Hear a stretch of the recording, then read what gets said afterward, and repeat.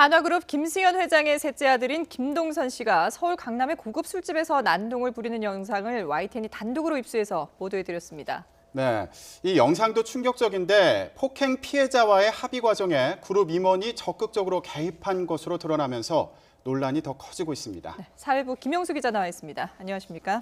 안녕하십니까? 자, 사건 당시의 영상을 보면은 이 김동선 씨가 직원에게 욕설도 하고 이렇게 때리는 장면도 나오더라고요. 예, 그렇습니다. 아무래도 그 당시 상황을 보려면 영상을 보면서 설명을 예. 드리는 게 좋을 것 같습니다. 이 술집 형태가 그 고급 바입니다. 네. 그러니까 거기서 일하는 직원들은 바텐더가 되는 건데요.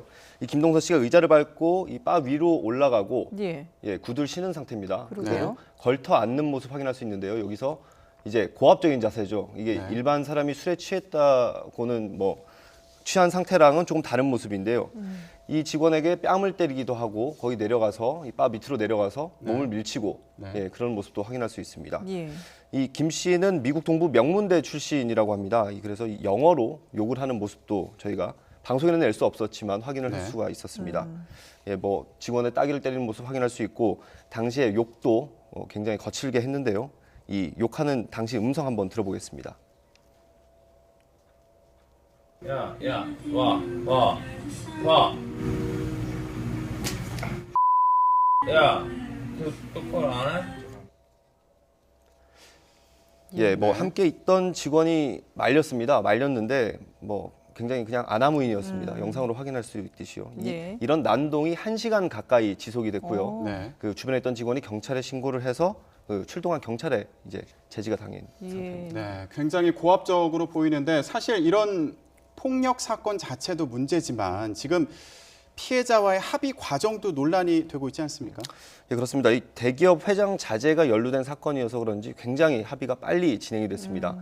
이 김동선 씨가 파출소 조사를 마치고 난 뒤에 경찰서로 이동을 했는데요. 네. 네. 경찰서로 이동한 바로 직후에 이 합의서가 제출이 됩니다. 경찰에. 네. 그 시간이 2시간 정도밖에 되지 않습니다. 네. 그러니까 파출소 조사가 시작된 지 2시간 만에 네. 합의가 이루어지고 네. 그랬다는 건데요. 이 합의금은 피해자 2명에게 1,000만 원이 지급됐습니다. 둘이 어떻게 나눴는지는 저희가 확인을 못했는데요. 이 합의금이 경찰서에서 5만 원권 현금으로 바로 지급이 됐다고 합니다. 그러니까 2시간 만에 이 1,000만 원을 구해서 그걸 전달했다는 네. 거죠. 네. 이 문제는 이 합의 과정을 주도한 사람이 그룹 소속 상무라는 건데요. 이 애초에 하나 측은 이 개인적인 일에 그룹이 나설 수 없다, 절대 네. 있을 수 없는 일이다라고 설명을 했습니다. 예. 근데 저희가 취재를 해보니까 김동선 씨가 파출소로 온 지 50여 분 만에 하나 측 인사 2명이 파출소에 오고요. 네. 그 이후에 경찰서로도 1명이 옵니다. 그러니까 총 3명 상무급 임원이 이 사건을 풀기 위해서 출동을 한 건데요. 예. 이 그중 상무 1명은 피해자와 합의를 주도하고 그리고 이 피해 합의금도 직접 전달한 것으로 저희가 확인을 네. 했습니다. 네. 여기에 대해서 하나 측은 모든 사실을 인정했지만 그게 문제될 게 있느냐라는 입장인데요. 그 이유가 개인적인 친분 때문에 합의를 도와준 것이다라는 네. 내용입니다. 이 하나 네. 측의 입장 한번 들어보겠습니다. 회사의 조직적인 개입이 아니라 그 당시에 그 가까운 데 있고 또 도움을 줄 수 있는 김동선 팀장도 잘 아는 그런 사람을 섭외해서 현장에서 이렇게 서포트를 한 거라서 뭐 물론 나이와 직급으로 뭐 둘의 관계를 나눌 수는 없겠습니다. 네. 하지만 김동선 씨 28살이고요. 팀장이고 차장급입니다. 네. 그런데 저희가 취재한 바로는 그 현장에 온 상무고 50대인 것으로 저희가 주변에 네. 취재를 해서 밝혀냈는데요. 예. 이 지인이어서 도와주러 왔다라고 보기에는 굉장히 무리가 있죠. 그리고 네. 게다가 최초로 연락을 받고 이 상무급을 파견이라고 하는 표현이 좀 그렇습니다만 예. 이제 그쪽 현장으로 보낸 게 비서실입니다. 그룹 비서실.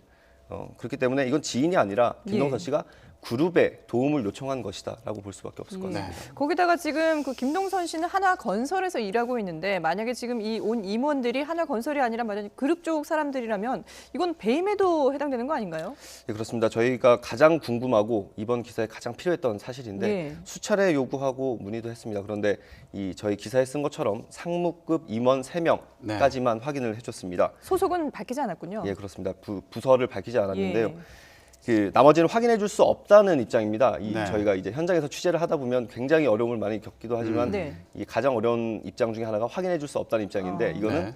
확인이 되지만 기자에게 알려줄 수 예. 없다라는 거거든요. 얘기하지 그러니까 않겠다라는 그렇습니다. 거죠. 이 개인 정보를 요청한 것도 아니고 뭐 이름이나 뭐 전화번호를 달라는 것도 아니었는데 이렇게 숨기는 걸 보면 아무래도 하나 측에서도 문제될 소지가 있다라고 네. 판단을 한 것으로 네. 저희는 보입니다. 예. 네. 예, 비서실인지 법무팀인지 아까 말씀하신 것처럼 굉장히 중요합니다. 그룹 법무팀에서 나갔다면 그 기업의 변호사가 개인적인 일에 가서 합의를 도와줬다는 그러게요. 뜻이 되겠죠. 예. 그러면 분명히 업무상 배임 이런 혐의가 있을 수도 있습니다. 네.